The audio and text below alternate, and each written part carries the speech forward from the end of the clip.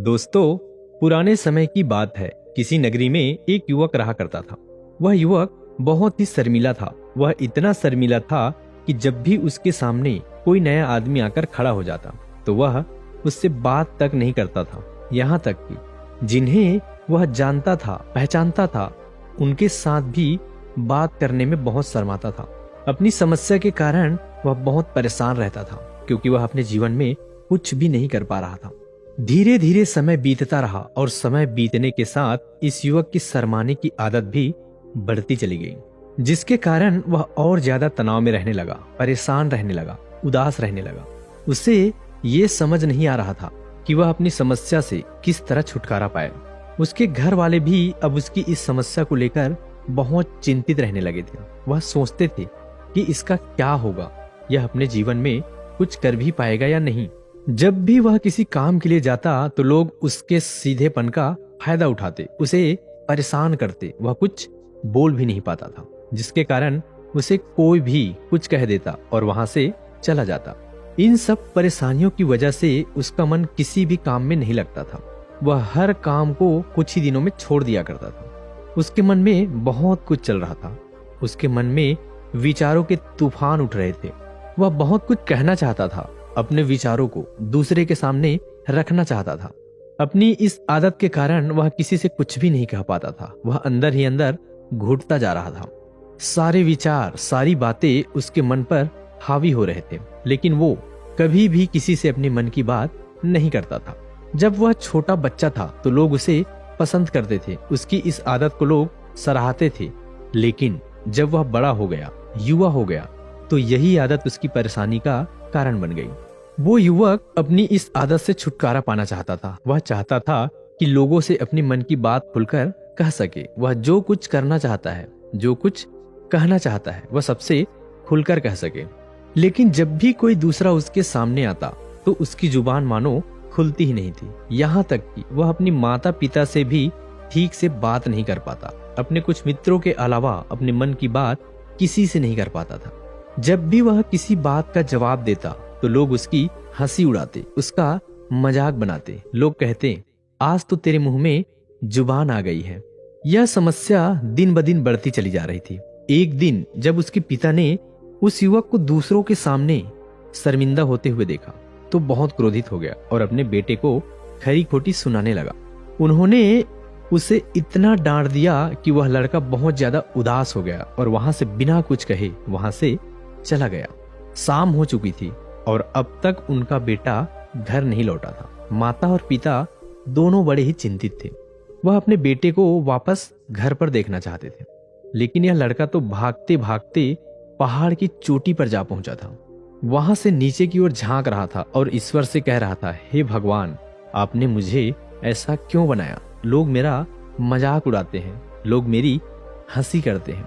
जब मैं इस दुनिया में अपने मन की बात रख ही नहीं सकता, मैं किसी से कुछ कह ही नहीं सकता, तो फिर मैं इस जीवन को जीकर क्या करूंगा? जब भी मैं किसी से कुछ कहने की कोशिश करता हूं तो लोग मेरा मजाक बनाते हैं, मेरी हंसी उड़ाते हैं, यहाँ तक कि वह मुझे कुछ भी कहकर चले जाते हैं और मैं उनका जवाब नहीं दे पाता। ऐसा जीवन जीकर मुझे क्या हासिल होगा? भला मैं ऐसा जीवन जी ही क्यों रहा हूँ? इसलिए मैं अपने सवालों के जवाब पाने के लिए तुम्हारे पास आ रहा हूँ। इतना कहकर जैसे ही वह युवक कूदने की तैयारी कर रहा था, तभी पीछे से एक आवाज आई, बेटा, जान देना तो बहुत आसान है, लेकिन इस जान को तुम वापस नहीं पा सकोगे। जैसे ही यह आवाज इसके कानों में पड़ी, वह पीछे मुड़कर देखने लगा। उसने जैसे ही पीछे मुड़कर देखा तो उसने पाया कि एक बौद्ध भिक्षु उसके पीछे खड़े हैं। उन्हें देखकर वह डर गया और अपने कदम पीछे खींच लिए और चुपचाप वहां पर खड़ा हो गया। अपनी आदत के कारण वह उनसे बात नहीं कर पा रहा था। तभी बौद्ध भिक्षु उस युवक से कहते हैं, बेटा, क्या बात है? आखिर तुम यहाँ पर क्या कर रहे हो और तुम अपने जीवन को समाप्त क्यों करना चाहते हो? यह अनमोल जीवन बहुत कम लोगों को नसीब होता है और तुम्हें यह जीवन व्यर्थ लगता है। इस पर वह युवक कहता है कि नहीं, ऐसा कुछ नहीं है, मैं तो बस यहाँ पर खड़ा होकर देख रहा था। तभी बौद्ध भिक्षु इस युवक से कहते हैं, बेटा, मैं जानता हूँ कि तुम यहाँ पर क्या करने आए थे। तुम मुझसे कुछ भी नहीं छुपा सकते, लेकिन मैं चाहता हूँ कि तुम अपनी समस्या मुझे खुद बताओ, तब मैं उसका समाधान तुम्हें बताऊंगा। यदि तुम चाहते हो कि कोई तुम्हारी मदद करे तो उसके लिए पहले तुम्हें ही आगे बढ़ना होगा। यदि तुम चाहते हो कि मैं तुम्हारी समस्या का समाधान करूं तो तुम्हें मुझे अपनी सारी समस्या बतानी होगी, वरना मैं कुछ नहीं कर सकूंगा। उस बौद्ध भिक्षु की वह बात सुनकर युवक कहता है कि नहीं नहीं, मैं ठीक हूं, मैं सच कह रहा हूं।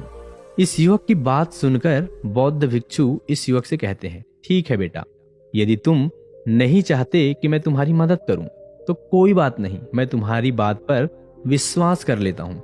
लेकिन तुम्हें भी मेरी एक बात पर विश्वास करना चाहिए कि मैं तुम्हारी मदद के लिए ही यहाँ पर आया हूँ। तुम चाहो तो अपनी समस्या मुझे बता सकते हो और मैं तुम्हारी इस समस्या का समाधान भी अवश्य करूंगा। यह सुनकर वह युवक इस बौद्ध भिक्षु से कहता है कि नहीं, मैं ठीक हूँ, आप जाइए। इस पर वह बौद्ध भिक्षु इस युवक से कहते हैं कि ठीक है बेटा, यदि तुम चाहते हो कि मैं यहाँ से चला जाऊं तो मैं यहाँ से चला जाता हूँ, लेकिन मेरी एक बात याद रखना, मेरे जाने के बाद तुम्हारी कोई मदद करने नहीं आएगा और हो सकता है कि तुम्हारी मदद के लिए कोई और भी ना आ पाए। इतना कहकर वह बौद्ध भिक्षु पीछे की ओर मुड़े और अपने मार्ग पर आगे बढ़ने लगे। वह युवक वहीं पर खड़ा होकर यह सब देख रहा था। जैसे ही वह कुछ दूर पहुंचे तभी उस युवक ने जोर से आवाज लगाई, हे गुरुदेव, मेरी समस्या बहुत बड़ी है, क्या आप उसका समाधान कर सकेंगे? यह सुनकर बौद्ध भिक्षु वहीं पर खड़े हो गए। पीछे मुड़कर उन्होंने इस युवक की बात का जवाब देते हुए कहा, बेटा, इस दुनिया में ऐसी कोई भी समस्या नहीं है जिसका कोई समाधान ना हो। यदि तुम मुझे अपनी समस्या बताओगे तो मैं उसका समाधान अवश्य करूंगा। तभी वह युवक बौद्ध भिक्षु से अपनी समस्या बताते हुए कहता है कि गुरुवर, मेरी एक बहुत बड़ी समस्या है कि मैं शर्मिला हूँ, जिस कारण मैं किसी से कोई बात नहीं कर पाता। यहाँ तक कि मैं अपने मन की बात भी किसी को नहीं कह पाता। जब भी मैं किसी से बात करने की कोशिश करता हूँ तो लोग मेरा मजाक उड़ाते हैं, मेरी हंसी उड़ाते हैं। जब भी मुझे कोई खरी खोटी सुनाता है, उल्टी सीधी बात करता है, तो उसका मैं जवाब तक नहीं दे पाता। मैं लोगों की तरह चालाक बनना चाहता हूँ, लोगों की तरह बातों का जवाब देना चाहता हूँ, अपने मन की बात करना चाहता हूँ। मैं इस दुनिया के साथ कदम से कदम मिलाकर आगे बढ़ना चाहता हूँ। क्या इसका कोई समाधान है? उस भिक्षु ने उस युवक की सारी बातें ध्यान पूर्वक सुनी और फिर जवाब देते हुए कहा कि बेटा, तुम जरूरत से ज्यादा शर्मीले हो। इसका अर्थ यह नहीं कि तुम्हारे अंदर कोई डर है जिसे तुम पहचान नहीं पा रहे हो, जिस कारण उसका समाधान करने में भी तुम असमर्थ हो रहे हो। शर्म करना अलग बात है और डरना अलग है। जब भी हमारे भीतर डर होता है तो हम कहीं भी किसी से भी कुछ बात नहीं कर पाते। हमें चारों तरफ डर ही डर नजर आता है और हम हर जगह से डरते ही रहते हैं। लेकिन इसे शर्माना नहीं कहते। शर्म तो तुम्हें एक हद तक चुप रख सकती है। फिर वह बौद्ध भिक्षु इस युवक से कहते हैं कि बेटा, तुम सबसे अधिक किससे शर्माते हो? उस युवक ने इसका जवाब देते हुए कहा कि गुरुवर, मुझे अपने पिता से बात करने में बहुत शर्म आती है। मैं उनके सामने कुछ बोल भी नहीं पाता। तब वह बौद्ध भिक्षु उस युवक से कहते हैं, अच्छा, तो यह बताओ, जब तुम अपने पिता से बात कर रहे हो या फिर बात करने का प्रयास करते हो तो तुम्हारा मन में कैसे ख्याल आता है? युवक इसका जवाब देते हुए कहता है, गुरुवर, जब भी मैं अपने पिता से बात करने का प्रयास करता हूँ, मुझे ऐसा लगता है कि मानो मेरे पिता मुझे भी डांट देंगे, मुझ पर क्रोध करेंगे, मुझसे नाराज हो जाएंगे और कहीं ना कहीं मुझे भी लगता है मैं कुछ गलत बात ही करूंगा। यहाँ तक कि मेरे मन में ऐसे भी ख्याल आते हैं, शायद मेरे पिता मुझसे प्यार ही नहीं करते। परंतु गुरुवर, आप कहते हैं कि शर्म अलग है और डरना अलग है, तो क्या कोई ऐसा उपाय है जिससे मुझे कोई डर नहीं ना हो? क्या कोई ऐसा रास्ता है जिससे मेरे अंदर का डर खत्म हो जाए, समाप्त हो जाए? कृपया करके मुझे समस्या का समाधान बताइए। मुझे अपने अंदर के डर को बाहर निकालना है। मुझे लोगों की तरह अपने जीवन को खुलकर जीना है। इस युवक की यह सारी बातें सुनकर बौद्ध भिक्षु इस युवक से कहते हैं, जाओ और अपने पिता से कहो कि मुझे कुछ काम करना है और उसके लिए मुझे आपसे कुछ धन चाहिए। यदि तुम उस धन मांगने में कामयाब हो गए तो मैं तुम्हारी सारी समस्या का समाधान अवश्य बताऊंगा। वह युवक यह सुनकर काफी घबरा गया। उसने उस गुरुवर से कहा कि हे गुरुवर, मुझे यह कार्य न दीजिए, मैं उनसे कुछ नहीं कह पाता, उसके सामने तो मेरी बोलती बंद हो जाती है। यह बात सुनकर बौद्ध भिक्षु इस युवक से कहते हैं, तब तो तुम्हारी समस्या का कोई समाधान नहीं है और न ही तुम कभी भी अपने जीवन को खुलकर जी पाओगे। यह बात सुनकर वह युवक उस बौद्ध भिक्षु से कहता है कि गुरुवर, ऐसा ना कहे, कृपया करके मुझे कोई और कार्य बताइए, कोई ऐसा कार्य जिससे मेरे अंदर का डर पूरी तरह समाप्त हो जाए, कोई ऐसा समाधान बताइए। इसका जवाब देते हुए वह बौद्ध भिक्षु युवक से कहते हैं, बेटा, यदि तुम्हें अपने अंदर के डर को समाप्त करना है तो पहले तुम्हें यह कार्य करना होगा जो मैंने तुम्हें कहा है। वह युवक काफी देर तक सोच विचार करने के बाद पुनः उस गुरु से कहता है, ठीक है, यदि आप चाहते हैं कि इस कार्य को करूं तो मैं इसे करने का पूरा प्रयास करूंगा। इतना कहकर वह युवक अपने घर लौट जाता है। उसे देखकर उसके माता पिता बहुत खुश हो जाते हैं। युवक आगे कहता है, पिताजी, मैं कुछ काम करना चाहता हूं और उसके लिए आपसे मुझे कुछ धन चाहिए। क्या आप मुझे कुछ धन दे सकते हैं? इतना सुनकर इस युवक के पिता ने इस युवक की ओर ध्यान से देखा। काफी देर देखने के बाद वह खुशी से झूम उठे और तुरंत उसने कुछ धन अपने पुत्र के हाथों पर रख दिया और कहने लगा कि बेटा, इतना धन काफी है कि तुम्हें कुछ और धन चाहिए?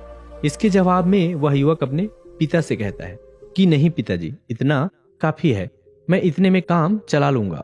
वह युवक उस धन को लेकर तुरंत दौड़ा हुआ बौद्ध भिक्षु के पास पहुंच जाता है। उस धन को दिखाते हुए वह कहता है कि गुरुवर, जैसा आपने कहा था, मैं धन लेकर आपके पास आ चुका हूँ। मैंने अपने पिता से धन मांग लिया है, अब मुझे अपनी समस्या का समाधान बताओ।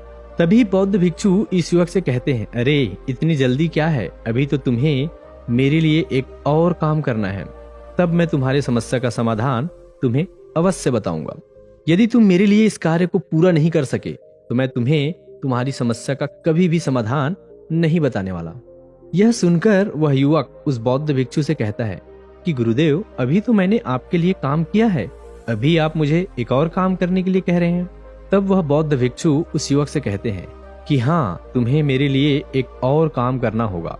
वह युवक एक बार फिर काफी देर तक सोच विचार करने के बाद बौद्ध भिक्षु से कहता है कि अच्छा ठीक है, बताइए अब मुझे क्या करना है।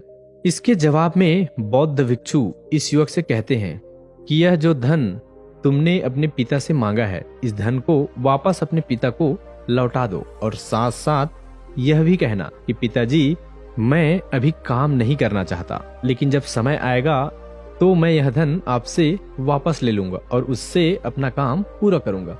यह बात सुनकर वह युवक ऊपर से नीचे तक कांप गया और कहने लगा कि गुरुवर, आप मुझे कोई और काम सौंप दीजिए, मैं उसे जरूर करूंगा, लेकिन यदि मैं यह धन लेकर वापस गया तो वह क्या सोचेंगे मेरे बारे में? मैं तो शर्मिंदा हो जाऊंगा उनके सामने, इसलिए गुरुवर कृपया करके मुझे कोई और काम दे दीजिए। तभी बौद्ध भिक्षु उस युवक से कहते हैं कि बेटा, जो काम मैं तुम्हें सौंपा है, तुम्हें इस कार्य को पूरा करना होगा, अन्यथा तुम्हारी समस्या का समाधान मैं तुम्हें नहीं बताने वाला। काफी देर सोच विचार करने के बाद भिक्षु से कहता है कि ठीक है गुरुवर, मैं वापस जाता हूँ और यह धन वापस अपने पिता को देकर आपके पास आता हूँ। वह तुरंत दौड़ा दौड़ा अपने पिता के पास वापस लौट आया। उसने अपने पिता से कहा कि पिताजी, मैं ये धन अभी नहीं लेना चाहता, अभी यह धन आप मुझसे वापस ले लीजिए, जब मुझे कोई काम पड़ेगा तो मैं आपसे यह धन वापस ले लूंगा। इस युवक के पिता ने उस युवक की तरफ घूर के काफी देर तक देखा और फिर मुस्कुराते हुए कहने लगा, बेटा, मैं समझता हूँ किसी भी काम को शुरू करने से पहले हमें उसके बारे में जानकारी इकट्ठा करनी चाहिए, उसके बारे में समझना जरूरी है, कब क्या कैसे करना है, इसके बारे में हमें पूरी जानकारी लेनी चाहिए। कोई भी काम ऐसे ही शुरू नहीं किया जाता, उसमें हम सफल भी होंगे या नहीं इसका भी अनुमान हमें लगाना पड़ता है, और जब तक हम सभी प्रकार की जानकारी प्राप्त नहीं कर लेते तब तक हमें धन नहीं लगाना चाहिए। मुझे बहुत खुशी है कि तुमने सही निर्णय लिया है। जब तुम्हें ये समझ में आ जाएगी जो तुम कार्य करने जा रहे हो वह तुम्हारे लिए उचित है, तब तुम चाहोगे तो मैं तुम्हें धन वापस लौटा दूंगा। युवक अपने पिता से यह सारी बातें सुनकर मन ही मन बहुत प्रसन्न हुआ। उसने तो इसकी उम्मीद भी नहीं की थी। उसके पिता हंसकर उसे सारी बातें समझाएंगे। वह मन ही मन यह सब सोच रहा था, तो तभी उसके पिताजी उसके और करीब आए और उसने उस युवा बेटा को अपने गले से लगा लिया। जैसे उसके पिता ने उस युवक को गले से लगाया, उसको बहुत अच्छा महसूस हुआ। उसका आत्मविश्वास, उसका हौसला और ज्यादा बढ़ता चला गया। उसके बाद वह युवक पुनः उस बौद्ध भिक्षु के पास वापस लौटा और कहने लगा कि गुरुवर, जैसा आपने कहा था मैं बिल्कुल ही वैसा किया। मैंने धन अपने पिता को वापस कर दिया।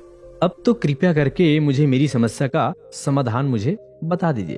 तभी वह बौद्ध भिक्षु इस युवक की ओर देखकर मुस्कुराते हैं और इस युवक से कहते हैं कि बेटा, इतनी जल्दी क्या है, अभी तो तुम्हें मेरे लिए एक और काम करना पड़ेगा। वह युवक कहता है कि महाराज, आप आखिर मुझे बार बार ऐसा क्यों करवा रहे हैं? क्या आपके पास मेरी समस्या का समाधान है भी या नहीं? कहीं आप मुझे बेवकूफ तो नहीं बना रहे हैं, जिस तरह से दूसरे लोग मुझे बेवकूफ बनाते हैं? क्या आप भी मेरे साथ वही नहीं कर रहे हैं? आपने कहा था कि जाओ अपने पिता से पैसा मांग कर लाओ। मैंने पैसे मांगे, फिर आपने कहा कि पैसे वापस लौटा दो। मैंने पैसा लौटा दिए। अब आप कह रहे हैं कि मैं आपके लिए एक और काम करूं? नहीं, यह मुझसे नहीं होगा। तभी बौद्ध भिक्षु इस युवक की ओर देखकर मुस्कुराते हैं और कहते हैं कि बेटा, वैसे आखिरी काम है और बहुत आसान भी है। तुम जैसे ही इस कार्य को पूरा करोगे, मैं तुम्हें वचन देता हूँ, मैं तुम्हारी समस्या का समाधान तुम्हें अवश्य बताऊंगा। इस पर वह युवक एक बार फिर सोच विचार करता है और उस बौद्ध भिक्षु से कहता है कि ठीक है, लेकिन यह आखिरी काम है जो मैं आपके लिए करूंगा। बताइए मुझे क्या करना है? तो बौद्ध भिक्षु एक मूर्ति निकालकर उस युवक के हाथ में थमा देते हैं। वह मूर्ति दिखने में बहुत ही साधारण सी थी। वह बौद्ध भिक्षु इस युवक से कहते हैं कि बेटा, तुम्हें इसे बाजार में लेकर जाना है, इसे बेचना है और इसके बदले में तुम्हें 50 सोने के सिक्के लेकर आने हैं। जब तुम यह करने में सफल हो जाओगे, तभी मैं तुम्हारी समस्या का समाधान तुम्हें बता पाऊंगा। वह युवक उस मूर्ति को अपने हाथ में लेकर बड़े गौर से देखते हैं और उस बौद्ध भिक्षु से कहता है कि गुरुवर, यह तो बड़ी साधारण सी मूर्ति है, मानो मिट्टी की बनाई गई हो। इसके लिए भला 50 सोने के सिक्के मुझे कौन देगा? कहीं आपका दिमाग तो खराब नहीं हो गया है? इसके 1-2 सोने के सिक्के मिल जाएगा, वह तो बहुत बड़ी बात है, लेकिन इसके लिए 50 सोने के सिक्के कौन देगा? तभी बौद्ध भिक्षु इस युवक से कहते हैं कि बेटा, मैंने जो तुम्हें काम सौंपा है, यदि तुम उसे पूरा करोगे तभी तुम्हारी समस्या का समाधान मिल पाएगा, अन्यथा तुम चाहो तो अपने घर वापस लौट सकते हो। फिर से वही अपने जीवन में जहां लोग तुम्हारे मजाक उड़ाते हैं, लोग तुम्हें डराते हैं, सताते हैं। मैं तुम्हें यहाँ तुम्हारे डर को निकालने में मदद कर रहा हूँ। मेरे द्वारा बताए गए काम कर करके तुम अपने डर को धीरे धीरे दूर कर पाओगे। मेरा एक काम पूरा कर दो, फिर तुम्हें सब समझ आएगा।